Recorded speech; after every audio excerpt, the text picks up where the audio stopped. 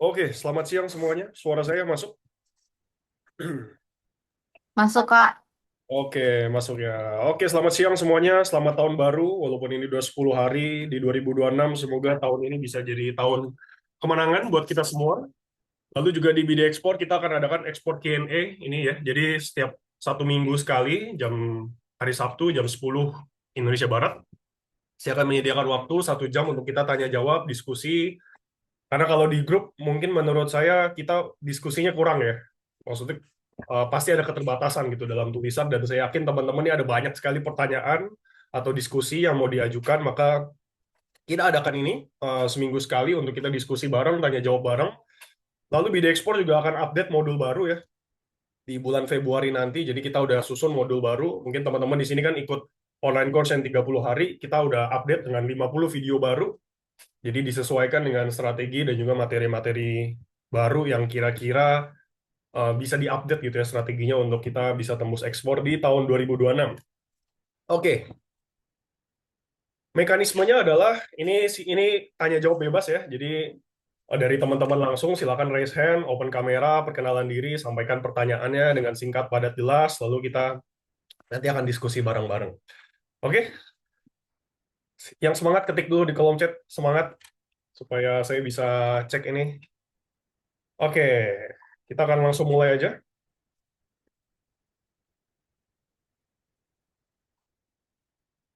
Oke, semangat ya.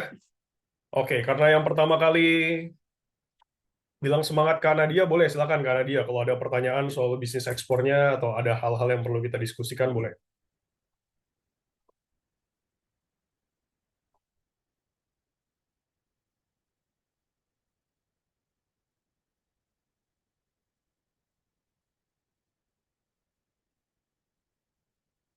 Oke, Nadia nggak ada suaranya. Oke, boleh. Silakan yang mau ajukan pertanyaan, boleh silakan. Supaya kita bisa langsung mulai aja. Karena saya cuma punya waktu sampai jam 11.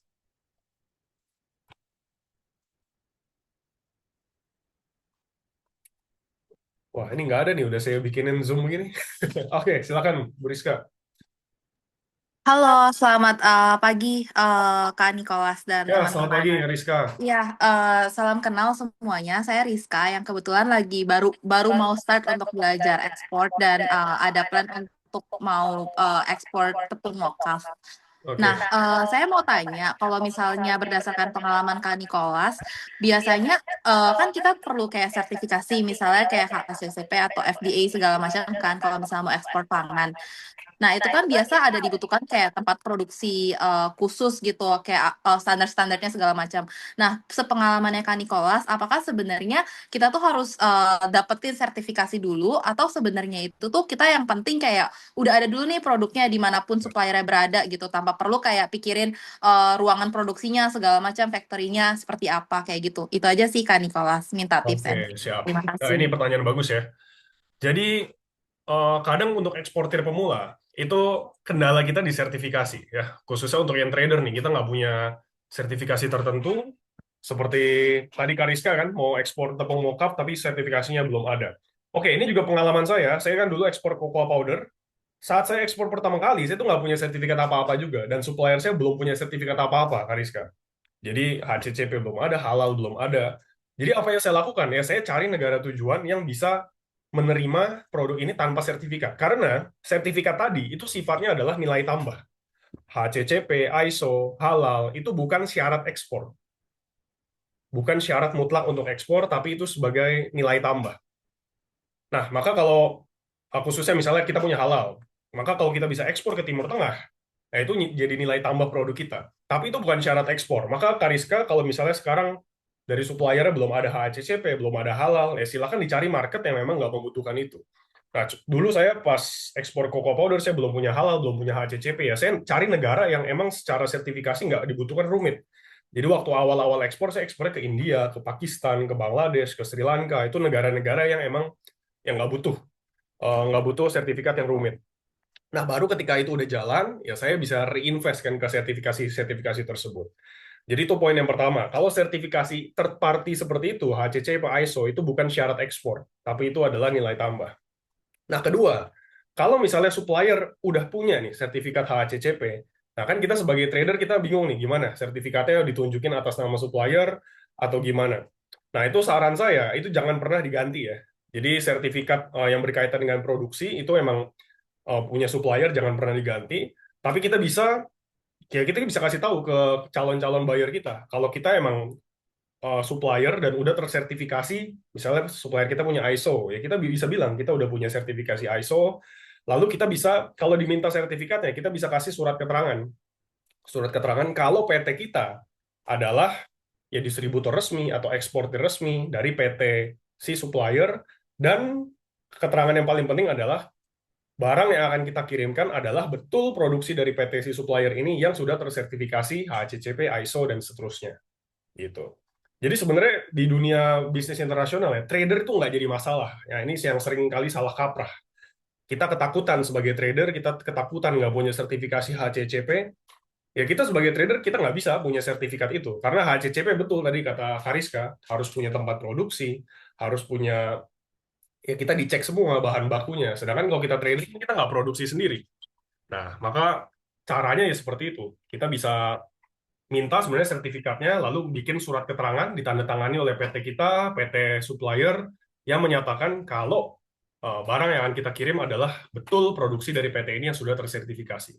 Karena yang jadi masalah untuk buyer adalah ya dia takut kalau ternyata barang yang dikirimkan ternyata barang dari PT lain gitu ya. Kalau misalnya kita sebagai trader, maka yang bisa ditekankan itu sih. Gimana, Kariska menjawab nggak? Menjawab banget sih Kak Nicholas. Terima kasih banyak ya Kak untuk insight-nya. Oke, siap. Jadi tepung mokaf itu lumayan potensi lumayan besar ya, khususnya untuk di Hmm. negara-negara maju yang udah concern terhadap kesehatan. Tapi menurut saya masih ada potensinya gitu. Nggak semua mereka mencari HACCP, mencari ISO karena itu cuma sekedar nilai tambah aja. Supplier udah punya tapi sertifikat itu. Untuk suppliernya sih kita belum ada sertifikat itu Kak, cuma ada Oke, BPOM sama halal doang sih, belum ada yang kayak HACCP gitu-gitu sih oke. Kak. Berarti HACCP itu cuma itu tahu dari mana? Itu aku research sendiri dari Oke, oke, tempatnya Kak Nicholas kan juga ada sempat mention itu juga oke, ya di oke. kelas BD Export gitu sih. Oke, jadi artinya belum ada buyer yang minta request khusus Ya, HACCP kan betul, sebenarnya. Oke. betul. Ya, sebenarnya itu cuma nilai tambah aja sih. Jadi nggak Oke, bukan bukan kewajiban untuk ekspor. ya. Tapi kalau Oke, ada ya itu akan lebih bagus. Kita bisa jualan dengan lebih percaya diri. oke, thank you Kak Nicholas. Oke, thank you Kariska. Boleh silakan Kak Vero. Wah, lagi di kebun nih kayaknya nih.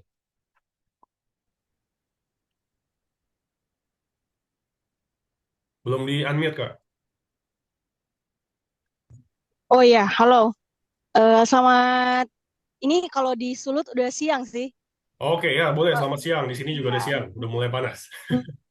Em, ini Kak, mau nanya ada dua pertanyaan, boleh nggak? Boleh, silakan. Ya. Sebelumnya selamat Natal dan Tahun Baru buat. Selamat Natal tahun baru untuk semuanya.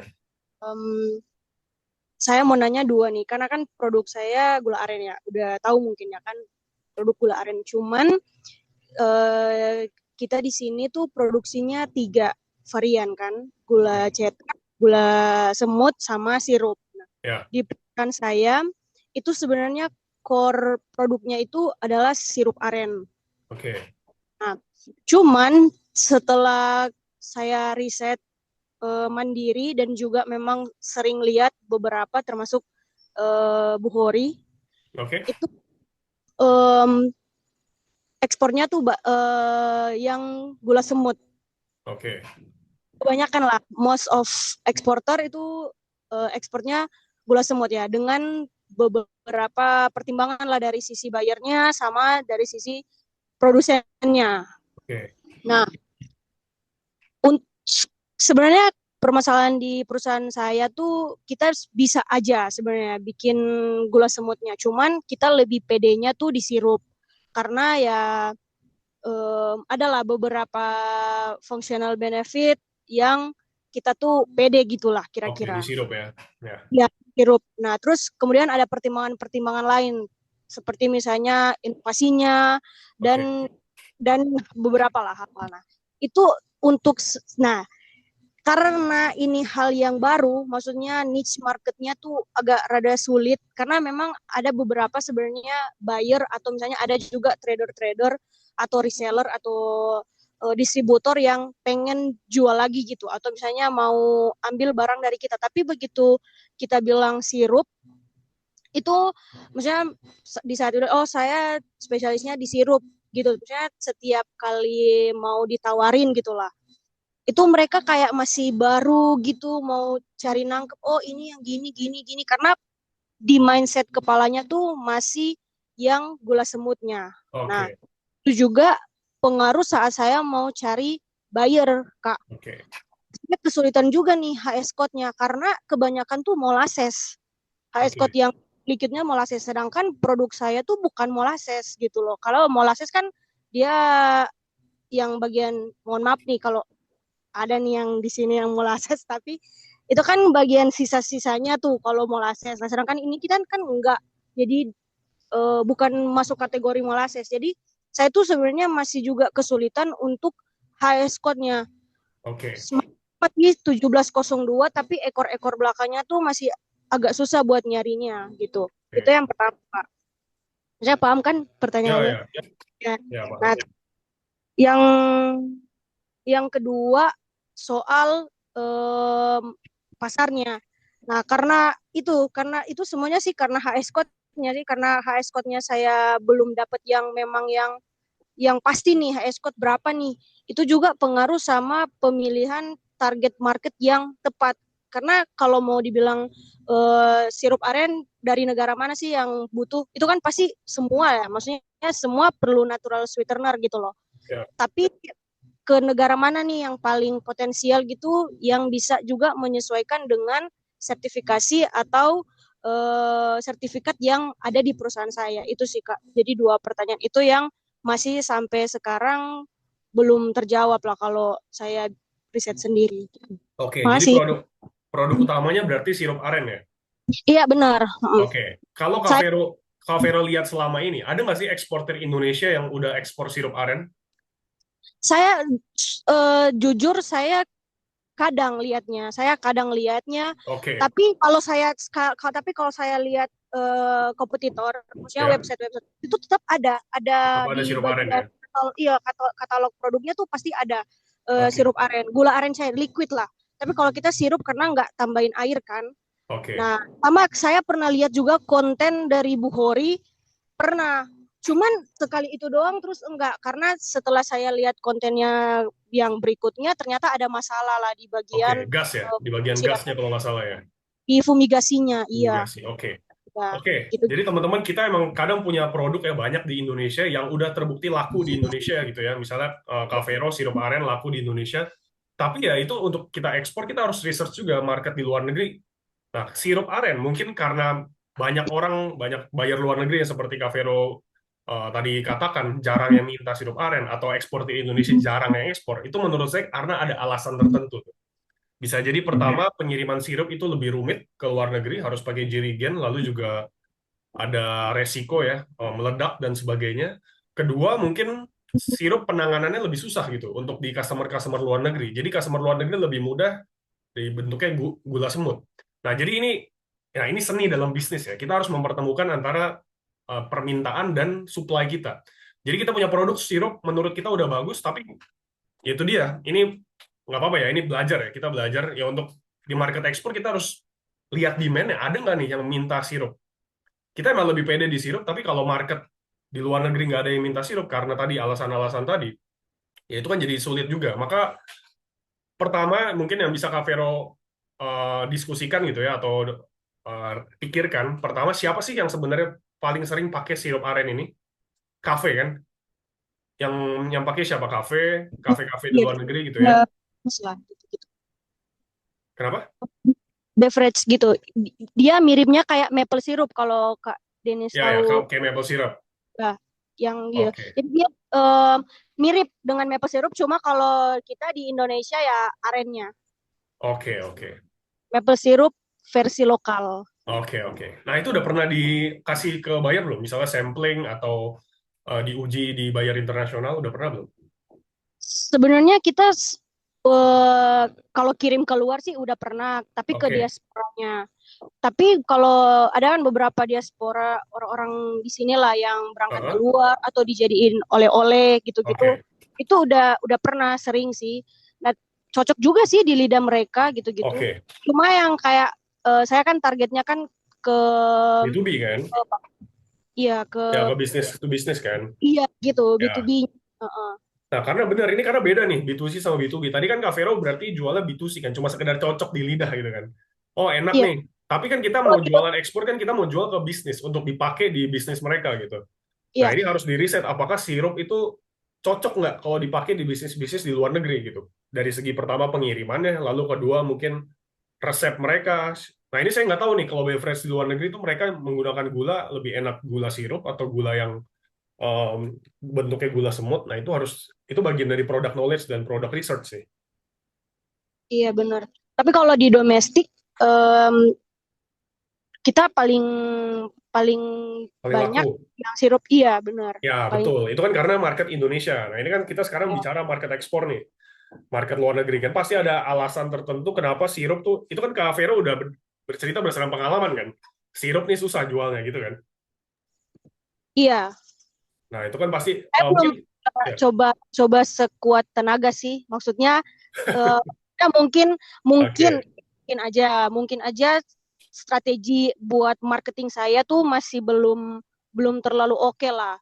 Maksudnya mereka Oke. belum belum specifically bilang kalau baru-baru ini sih saya ubah sedikit di bagian websitenya bahwa perusahaan saya tuh core specialty-nya tuh di Sirup. sirup karena beberapa buyer tuh taunya palm sugar itu Ya. cuman dalam bentuk serbuk. Nah, Oke. kemungkinan Nah, besar itu saya pikirnya kayak gitu. oke. Nah, itu kan bisa jadi potensi juga ketika tadi buyer-buyer yang biasanya tahu palm sugar tuh serbuk. Nah, itu kan Kak Vero bisa kasih tahu. Ini kita bisa juga sirup lebih praktis, lebih apa. Kak Vero yang tahu lah nanti keunggulan sirup dibandingkan serbuk apa. Nah, siapa tahu itu bisa jadi edukasi buat marketnya, buat customer, sehingga mereka mau impornya dalam bentuk sirup gitu kan. Iya. Oke. Semoga bisa menjawab Kak Vero. Jadi, nggak apa-apa ini awal tahun kita pakai aja untuk research mana produk yang terbaik. Tapi saran saya, semuanya aja. Jadi, Kak Vero kan gula aren. Ya udah semua bentuknya ditampilkan aja di katalog. Iya, saya udah Ya, nampilin semuanya sih.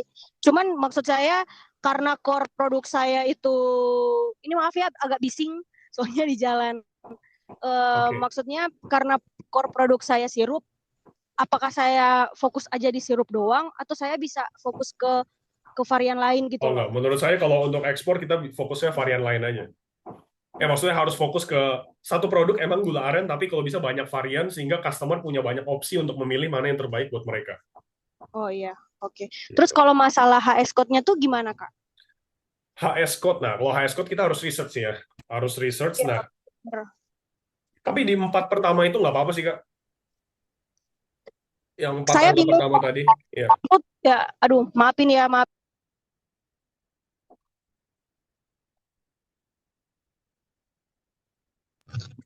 Saya tuh bingungnya di tiga. Ada HS code-nya kan yang 17029090. Terus ya, ada juga yang 17029091. Terus ada oke, juga 17029099. oke, stop. Kita pakai 6 angka pertama aja. Oh, cuma 6 angka aja. 6 angka pertama itu sama semua kan? Iya, benar. Ya udah 6 170290. angka aja pakainya. Oh, oke, oke, oke. Ya, pakai 6 angka dulu. Nanti lebihnya itu emang harus di riset, harus tanya ke bea cukai, harus tanya ke forwarder, nanti mereka yang ngasih tahu. Atau misalnya nanti dapat buyer, mereka request highest quotes tadi ya 8 angka dan mereka tahu, nah itu baru nanti ditambahin. Karena kalau ke highest quote saya nggak bisa share sekarang karena kalau untuk yang mendetail tuh emang harus tanya langsung di lapangan sih. Nanti saya bantu cari tahu, tapi untuk sejauh ini pakai yang 6 angka pertama dulu. Itu kan sama semua tuh tadi angka 6 pertama. Oke? Oke, oke, oke. Oke, terima kasih Kak Vero. Gantian yang lain ya. Iya, makasih. Oke, siap. Terima kasih. Oke, boleh. Kak Nadia, silakan.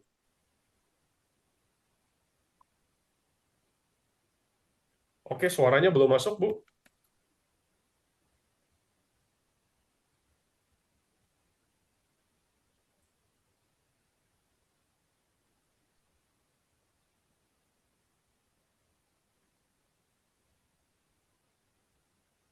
Oke.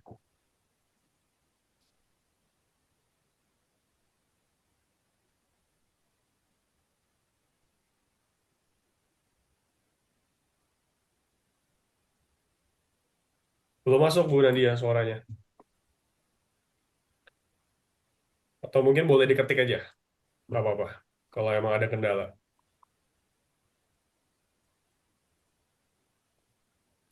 Oke, sambil nunggu diketik, saya pindah ke Kak Fadil dulu ya. Nanti setelah ini baru boleh. Oke, silakan Kak Fadil open kamera dan open mic untuk mengajukan pertanyaannya. Silakan. Selamat pagi kok. Eh, saya izin off cam kok, lagi nggak enak badan ini. Maaf, ini Marta kok. Oh, Fadil tuh Marta. Oke, silakan Bu Marta. Yes, lagi nggak enak badan kok, sorry jadi off cam dulu. Kok gini, kalau case yang saya hadepin ini, kan selama ini kan saya udah coba teknik marketing yang sudah disampaikan waktu itu. Oke, Belum ada respon. Nah, sekarang ini sudah lumayan nih kok banyak respon-respon oke. dari Bu Marta tuh produknya apa? Buah itu ya? Buah kaleng ya? eh, rempah sama madu kok. Oh, rempah Rempah sama madu. Oke. gitu ya, jahe sama madu. Nah, tapi respon tuh dari mereka tuh yang kan akhirnya kita chat-chatan terus dan itu bukan satu dua kok. Tapi akhirnya malah tanya ke produk-produk yang di luar produk saya kok. Jadi dan itu maunya berharapnya yang saya respon gitu loh dari mereka Oke. tuh kok. Itu saya di satu sisi saya terapkan apa yang kau bilang, katanya kita harus fokus sama produk kita. Tapi ini Oke. sembari mereka tuh bener-bener tanya sampai ini apa gitu detail Oke. banget. Dan supplier pun saya dapet sih kok yang mereka mau ini. Oke. Iya, nanas dan kopi saya dapet. Cuman Oke.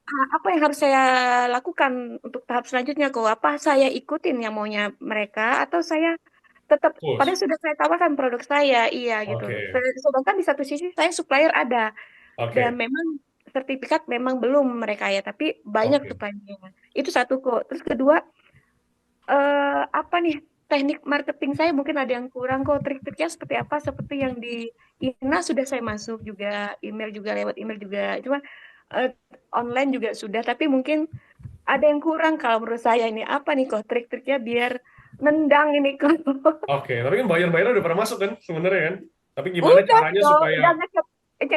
Kan kadang kan kita tuh susahnya dulu tuh kok ngechat apa email ngechat apa tuh nggak dibales nggak direspon, sekarang tuh berespon kok Oke. lumayan Nah, lah, tapi yang harusnya dia Bu malah Marta yang share triknya ke kami nih. Apa triknya supaya dibales nih? Oke, Bu kok Marta, saya jawab satu-satu ya. Oke. iya Untuk makasih pertanyaan yang Kak. pertama, memang betul. Saya alirannya produk fokus. Jadi kalau bisa kita fokus mendalami satu produk. Tapi nah ini kasus beda nih. Ketika kita udah dapat buyer, tapi bayarnya minta produk lain, ya itu sebenarnya nggak apa-apa untuk kita ladenin kan. Siapa tahu bisa jadi peluang bisnis dan bisa kolaborasi. Nah makanya itu pentingnya gabung komunitas seperti ini nih. Ya misalnya, ini kan kita misalnya di Zoom ini ada 20-an orang, itu kan punya produk lintas lintas produk gitu ya. Lalu di grup juga ada ratusan orang, ya kita bisa saling kolaborasi di situ dalam hal supply. Tapi oke, Bu Marta udah punya supplier, maka itu menurut saya bisa dilanjutkan aja. Siapa tahu bisa jadi bisnis jangka panjang juga gitu. Karena kan kita ya dalam bisnis ekspor, ya dalam bisnis lah intinya. Tujuan utamanya kan sebenarnya profit ya, profit mendapatkan pemasukan. Jadi kalau memang ada permintaan terkait produk lain, ya nggak apa-apa. Itu bisa jadi peluang-peluang baru sebenarnya. Nah, kenapa saya minta untuk fokus? Karena pertama itu juga untuk membangun ya, ketika kita bisa fokus di satu produk, karena satu produk aja itu udah banyak sekali yang dipelajarin ya. Tadi misalnya Cavero nih, gula aren aja itu udah banyak sekali harus dipelajarin. Ada yang gula semut, ada yang gula sirup, pengolahannya seperti apa, Iya benar. COA-nya, parameter-parameternya seperti apa. Makanya produk fokus itu sebenarnya tujuannya untuk itu, supaya kita bisa memahami betul produk yang kita jual. Karena untuk ekspor kan kita bisnisnya bisnis besar nih. Mungkin buyer akan beli sama kita ratusan ton, dan mungkin dia udah beli produk itu udah dalam waktu yang lama gitu. Maka kita sebagai penjual ya harus benar-benar memahami. Makanya itu kuncinya kenapa kita harus fokus di produk. Nah, tapi kan kalau tadi kasusnya Bu Marta, ada permintaan lain ya nggak apa-apa, silakan Bu. Kalau memang bisa supply, siapa tahu bisa jadi hubungan dan kolaborasi jangka panjang. Nah, poin kedua ya terkait trik marketing. Nah, sebenarnya kalau Bu Marta tadi ya kasusnya Bu Marta itu udah marketingnya berarti udah bagus karena buyer mau bales dan juga buyer udah mulai menghubungi Bu Marta. Nah, Ya. yang jadi PR mungkin bukan trik marketing, karena kalau trik marketing itu adalah, jadi marketing itu artinya kita mendatangkan buyer, mendatangkan calon-calon customer, mendatangkan Ya. calon customer untuk nanya ke bisnis kita. Nah, tapi kalau di kasusnya Bu Marta kan udah dapat calon customer. Nah, ini berarti triknya bukan trik marketing, tapi trik sales. Nah, trik Hmm. sales adalah calon customer itu yang udah ada di email kita, gimana strateginya supaya kita ubah jadi customer beneran, jadi beli gitu kan. Oh. Nah, kalau trik saya pertama pastinya, ini cara saya ya, ini saya sharing aja, pasti akan saya ajak Zoom seperti ini. Pasti akan Oh. saya ajak call. Untuk apa? Pertama supaya bisa kenal face to face, karena ini kan bisnis B2B, bisnis ekspor ini kan bisnis berdasarkan trust ya, berdasarkan kepercayaan. Iya, bener kok. Dan juga jangka panjang. Pastinya WhatsApp tuh nggak cukup.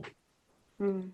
Jadi kalau bisa teleponan, minimal telepon, tapi kalau bisa Zoom seperti ini, atau bahkan bisa ketemuan, itu akan jauh lebih bagus, karena itu akan meningkatkan trust berkali-kali lipat. Jadi kita Hmm. bisa ngobrol nih, kita bisa tahu kebutuhan buyer tuh apa, kita juga bisa jelaskan dengan lebih baik, kita tuh perusahaan seperti apa, kita bisa produksi seperti apa, kita nilai tambahnya apa, kenapa buyer harus belinya sama kita. Nah, biasanya kalau mereka udah tertarik, saya ajak Zoom begini, dan itu bahkan bisa closing di Zoom sebenarnya. Kalau kita tahu ya, misalnya kebutuhan mereka, misalnya Bu Marta, Zoom sama buyer jahe gitu ya, mereka udah tahu kebutuhannya berapa, target price-nya segini. Nah, itu kan sebenarnya kita bisa tinggal kasih penawaran langsung di Zoom aja. Oke, kita bisa supply, harganya segini, lalu kasih diskon aja, Bu. Ini kan ada di materi ya. Nah, pertama Ya. kasih diskon, oke kita bisa supply segini, tapi khusus di Zoom ini nih, atau misalnya sebelum hari Minggu besok gitu. Sebelum hari Minggu besok ada diskon berapa dolar per ton. Lalu kita kasih juga jangan lupa limited edition. Tapi stoknya tinggal segini, dan ada beberapa customer yang udah mau order nih. Tapi kita prioritasin ke kamu soalnya kamu beli duluan, email duluan atau respon kita duluan. Nah, itu kita bisa kasih seperti itu supaya kita bisa kasih keterdesakan buyer untuk ngambil keputusan dan Mungkin. akhirnya bisa closing gitu. Jadi kalau senjata ampuh saya sih Zoom seperti ini, karena kalau Zoom kita bisa langsung dapat respon natural ya dari si buyernya. Kalau WhatsApp kan mungkin agak slow respon, dia bisa mikir dulu, diskusi dulu. Tapi kalau Zoom seperti ini ya kita pertama bisa lebih kenal, bisa meningkatkan trust, dan bisa closing langsung di tempat gitu dengan memberikan penawaran langsung dan tadi Ya kok. strategi-strategi tadi ya, diskon, scarcity, urgensi. Semoga menjawab Bu Marta. Baik. Terima kasih, menjawab banget kok. Makasih Oke, kok. siap. Ditunggu closing ekspornya ya. Kalau closing jangan diem-diem ya. Kabarin Siap dulu. kok. Siap. Datang nanti ke Nah, ini saya, kopi. saya tahun ini nih banyak saya pergokin nih orang-orang yang udah di bidang ekspor, diem-diem closing nggak ngasih tahu nih. Jadi harapannya teman-teman di sini kalau nanti closing ekspor, tolonglah kasih tahu tujuannya apa, untuk memberikan semangat dan inspirasi sebenarnya buat yang lain, dan supaya kita juga bisa saling dukung. Ya kok. Oke, terima Makasih kasih kok. Bu Marta. Silakan Bu Nadia, udah bisa? Ya, halo kok. Udah kedengaran suara saya? Oke, kedengeran, aman. Ya, jadi saya kan mau ekspor gambir nih rencana Ya, ke Tekin, ya kan. oke. Terus karena masih baru ini, saya itu butuhnya uji apa gitu biar produk ini nanti ada yang beli gitu kan. Oke. Dan juga saya pelajari dari materi yang aku beli di kelas itu kan, saya beli di kelas itu kan kalau koko kan apa namanya coklat kan, Ya. kopi coklat dalam bentuk bubuk. Kalau seandainya gambir ini kita bentukkan bubuk juga, bakalan ada yang mau nggak ya gitu? Oke. Oh, gambirnya berarti punya supplier ya, Bu ya? Atau Ya, punya produksi supplier, sendiri? Oke. punya Nah, supplier. itu kan pertanyaannya berarti butuh sertifikat dan uji apa aja. Nah, supplier ngasih spesifikasi nggak? Ngasih Misalnya, dia ngasihnya cuma yang gini aja kalau kadar katekinnya gitu. nah Udah. itu yang diuji. Jadi, em, nah setiap produk ini kan beda-beda ya. Saya gambir nggak tahu, Ya, makanya tadi saya tanya kira-kira parameternya apa aja. Tadi misalnya kadar air, kadar apa tadi? katekin. Nah, kadar katekin. Nah, itu yang diuji tuh nanti. Jadi itu fungsinya COA nanti, Certificate of Analysis. Tapi itu kita bisa mintakan dulu ke supplier sih. Karena mereka pasti udah pernah uji sih menurut saya. Jadi kita bisa tanya ke supplier sebenarnya parameter-parameternya apa aja untuk di produk gambir, sama yang diuji biasanya apa aja. Nanti bisa tanyakan ke supplier dan bisa riset lebih dalam. Atau cara lain, Bu, Bu Nadia bisa cari eksportir gambir itu siapa, nanti kan muncul tuh website-websitenya Iya. eksportir gambir. Nah, itu kita bisa lihat aja di website mereka sebenarnya Kalau Apa yang Gambir yang di dijual tuh biasanya sertifikasinya apa, lalu mereka juga punya parameternya seperti apa, dan itu bisa kita bandingkan. Jadi mungkin PR Bu Nadia, silakan cari eksportir terbesar di Gambir di Indonesia. 5 eksportir terbesar pasti ketemu nanti di Google. Lihat websitenya, mereka jualnya seperti apa, lalu juga sertifikasinya seperti apa. Kalau ada negara tujuannya kan bisa kita benchmarking juga. Kita bisa ikutin juga. Oh, ternyata Gambir banyak lakunya ke sini. Nah, lalu kalau dalam bentuk bubuk, nah itu tergantung. Kalau bubuk Gambir tuh siapa yang bakal make? Bakal dipakai untuk apa? Kalau kalau ke Cina itu dijadiin kan Gambir ini dijadiin obat-obatan. Ya, Nah, oke. itu Berarti bubuk Gambir itu untuk obat tujuannya, untuk farmasi ya. ya farmasi, tujuannya Oke, farmasi. tapi obat herbal kan? Obat herbal ya. Nggak tahu saya, ini nggak tahu, ini saya nanya. Saya belum itu juga belum riset juga. Belum riset. Nah, makanya ini PR kita ya, teman-teman sebagai eksportir dia harus benar-benar riset produknya. Jadi kalau tadi pertanyaannya bubuk Gambir, ya makanya saya tanya balik, ada nggak yang minatnya nih? Maksudnya bubuk Gambir itu bakal dipakai untuk apa, untuk siapa, potensinya besar atau enggak, udah ada yang melakukan atau belum? Nah, itu kita harus research dulu. Kalau emang belum banyak yang melakukan, lalu juga belum banyak yang minta, ya udah kita bisa fokus di Gambirnya dulu aja. Nah, nanti Gambirnya udah berjalan banyak, baru kita pelan-pelan masuk ke produk-produk yang nilai tambah. Kita jual dalam bentuk bubuk. Kita kan bisa tawarin ke buyer-buyer kita nanti kan, gitu. Misalnya Bu Nadia nih udah bisa ekspor Gambir gitu ke 3 negara. Nah, nanti next step-nya, ya kita bisa tawarin, mau nggak jual produk bubuk Gambir? Ini untungnya bisa naik berapa kali lipat. Ya. Itu bisa seperti itu juga. Dari harga jualnya pun jadi lebih tinggi kan gitu. Iya, harga jualnya juga bisa lebih tinggi. Itu yang dulu saya lakukan juga. Jadi kan dulu awal saya jual coffee beans gitu ya, bubuk kopi, Ya. biji kopi. Ya dia udah beli, lalu saya tawarin mau nggak jual kopi instan atau kopi bubuk gitu kan, kopi kapsul. Jadi nilai tambahnya dimasukin di situ. Nah itu mungkin bisa Bu Nadia tiru juga. Berarti next step aja ya.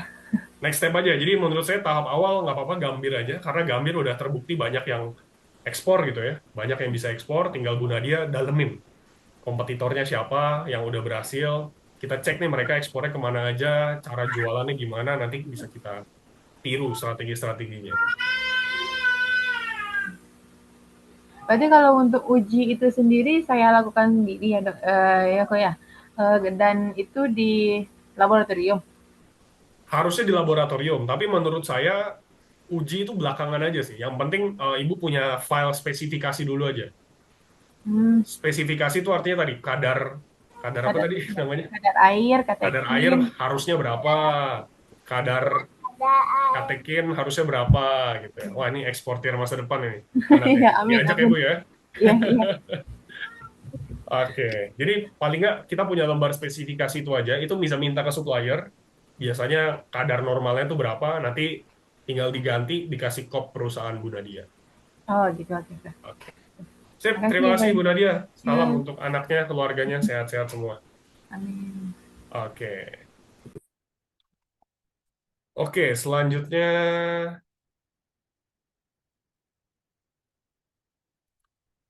oke, Mutiara Xiaomi bisa open cam? Ke Mutiara,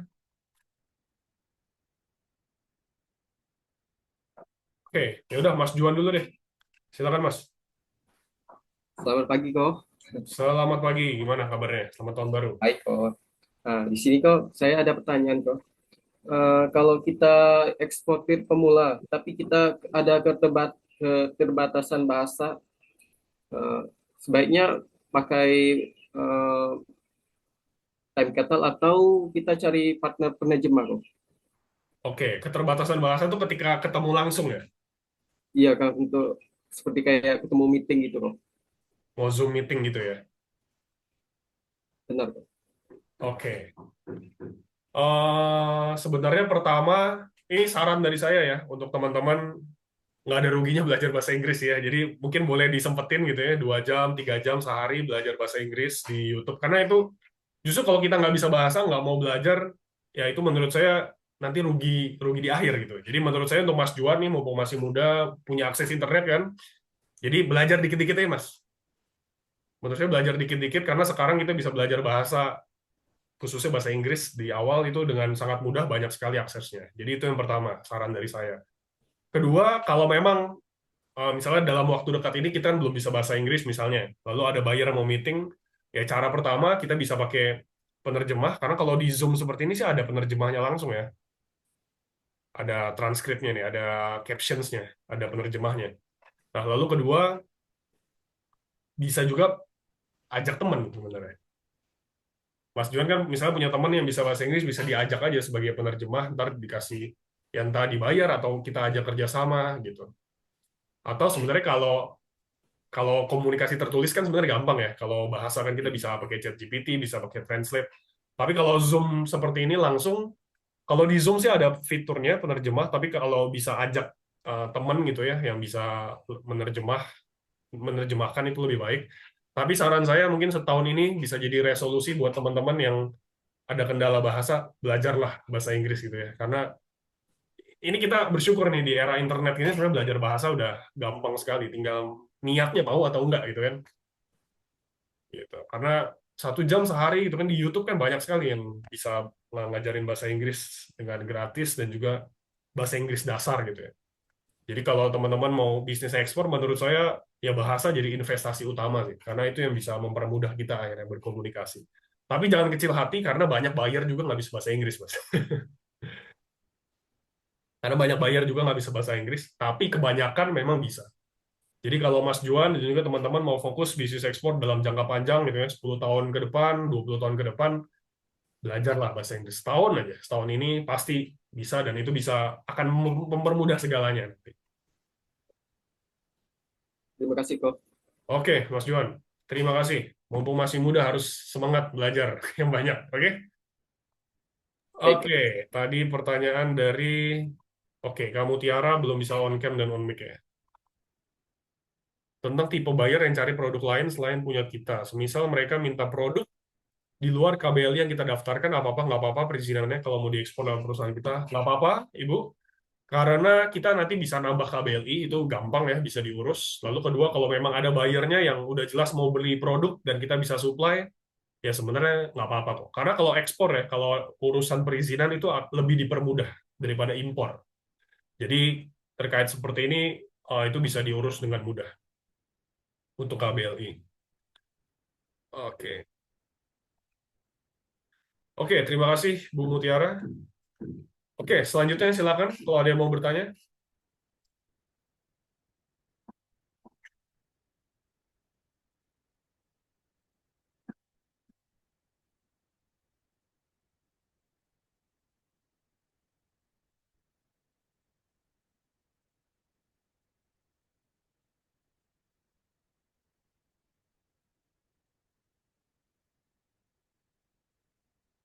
Boleh, boleh nanya lagi Kak Vero. Ini nggak ada yang antri, jadi silakan. Oke. Em, karena nggak ada yang nanya lagi, saya aja yang nanya ya. Ya, boleh, boleh. Ini Kak, kan kita kan di sini masih home industry. Nah, Ya, biasanya kan kalau pabrik itu, biasanya nih, setahu saya juga, itu punya stok barang yang lebih banyak dong, pasti daripada home industry. Nah, setuju. kalau seandainya ada buyer yang mau beli produk dari kita gitu, saya di link gitu. Terus untuk menyanggupi permintaannya itu produksi dari kita tuh 3 bulan misalnya, atau Oke. 2 bulan untuk satu kontainer contoh begitu. Nah itu biasa nggak kayak gitu di em, kontrak ekspor gitu, pengiriman ekspor itu hal yang biasa nggak? Karena di kondisi kita tuh kayak gitu. Kalau misalnya untuk menyanggupi, udah dihitung-hitung ini untuk menyanggupi misalnya satu kontainer atau berapa banyak, itu rentang waktunya tuh untuk memenuhi 3 bulan. kira-kira berapa bulan gitu. Itu Oke. hal yang biasa nggak kayak gitu? Oke, sebenarnya 3 bulan tuh agak lama sih ya. Mungkin saran saya pertama, Kak Vero pasti tahu kan home industry lain yang bisa bantuin kita produksi? Ada Iya, nggak? cuma nanti iya memang ada sih banyak sih di sini. Cuma Oke, nanti kualitasnya sama rasanya kan pasti beda-beda. Terus kita oke. nggak bisa kontrol mereka secara itu loh. Itu sih yang paling Oke, yang paling concernnya ya. susahnya. Oke, Iya, karena home industry ya, Pak. Kalau oke, mungkin ini bisa juga jadi edukasi buat buyernya sih. Karena Kak Vero, sebenarnya home industry bisa jadi salah satu keunggulan Kak Vero. Karena kan natural, lalu juga ada storytelling di baliknya. Jadi nggak apa-apa dikasih tahu aja ke buyernya kalau untuk memenuhi kapasitas segini, kita butuh waktu 3 bulan. Jadi ordernya harus dari jauh-jauh waktu gitu, harus dari jauh-jauh hari. Itu iya, bisa nanti bisa dibilang ke gitu ke seperti itu dan harus dikasih tahu dari awal nih. Kalau kebutuhannya sekian, kita bisa produksinya sekian waktu gitu. Jadi ada transparansi di awal. Jadi nanti buyernya nggak protes kalau ini kenapa nggak dikirim-kirim gitu. Tapi kan kita udah pernah ngasih tahu di awal kalau emang untuk kebutuhan segini kita butuh waktu sekian. Oke, iya. itu poin yang pertama. Ada Mm. tambahan? Ada tanggapan?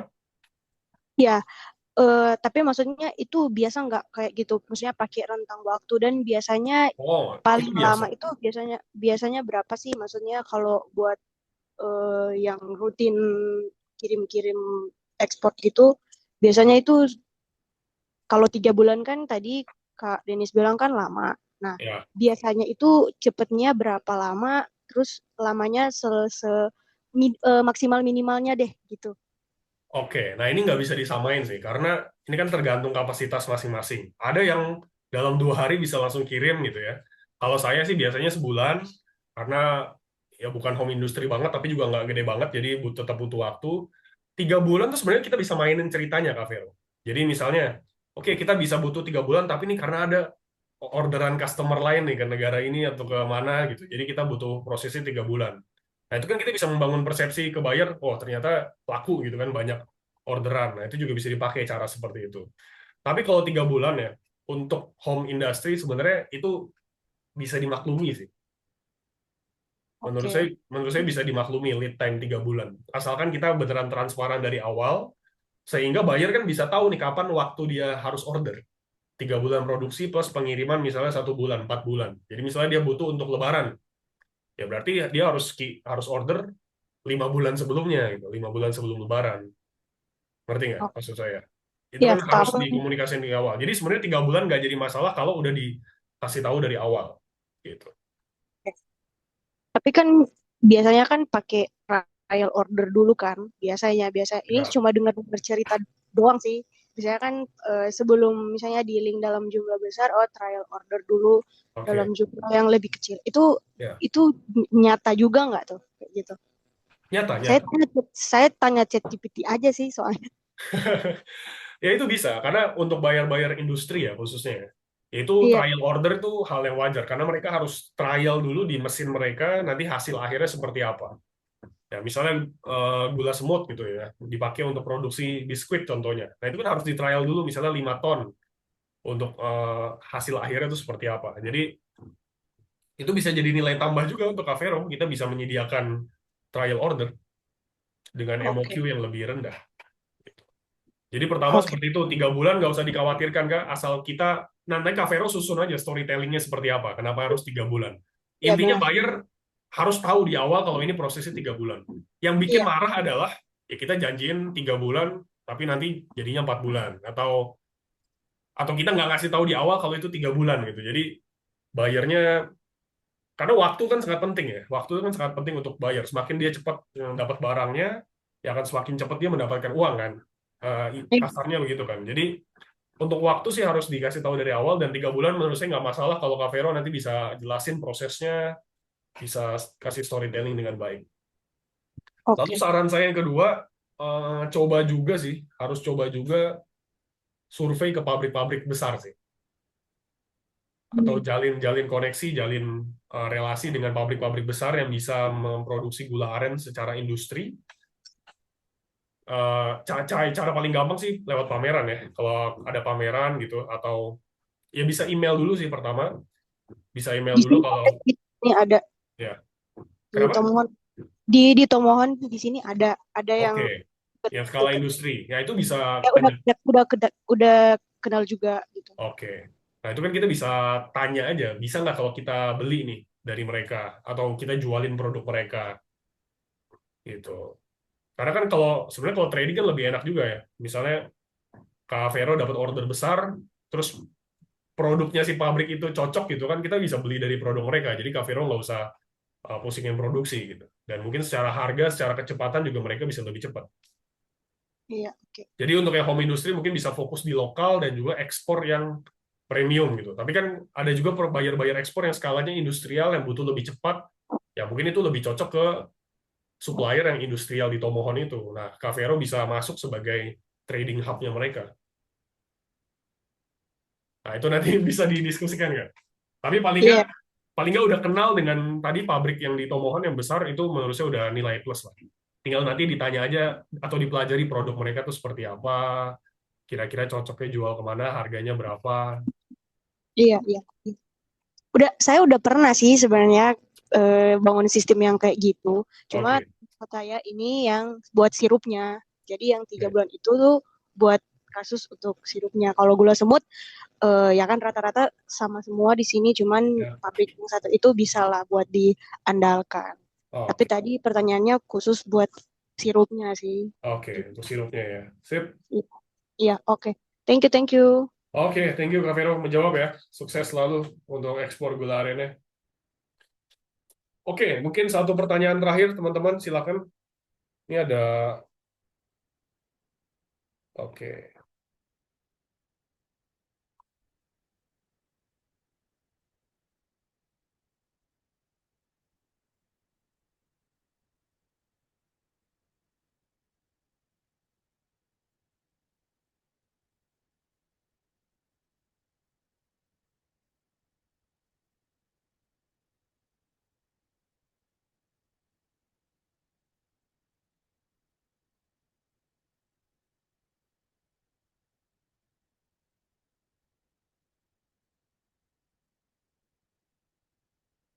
Oke, mungkin kalau udah nggak ada, saya simpulkan aja ya, teman-teman. Terima kasih udah join di Q&A hari ini.